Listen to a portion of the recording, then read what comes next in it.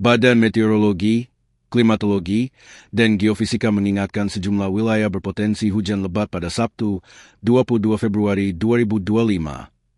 BMKG menjelaskan, Mad dan Julian Oscillation, MJO, diprediksi memasuki fase 8 hingga 3 hari ke depan. Berikutnya, terdapat gelombang ekuatorial Rossby yang terpantau aktif di Laut Sulu dan Samudra Pasifik Timur Filipina. Kemudian, ada gelombang Kelvin yang terpantau aktif di Samudra Hindia Selatan Banten hingga Jawa Tengah dan Jawa Barat serta Jawa Tengah bagian selatan.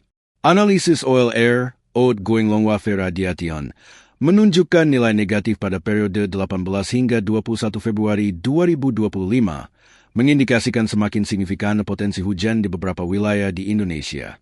Tak hanya itu, BMKG mencatat terdapat daerah perlambatan kecepatan angin, konvergensi, dan daerah pertemuan angin, konfluensi, di berbagai wilayah Indonesia. Labilitas lokal kuat yang mendukung adanya proses konvektif pada skala lokal juga terjadi di sejumlah wilayah. Berikut ini perakiraan BMKG mengenai wilayah berpotensi hujan lebat pada 22 Februari 2025. Hujan ringan, nihil.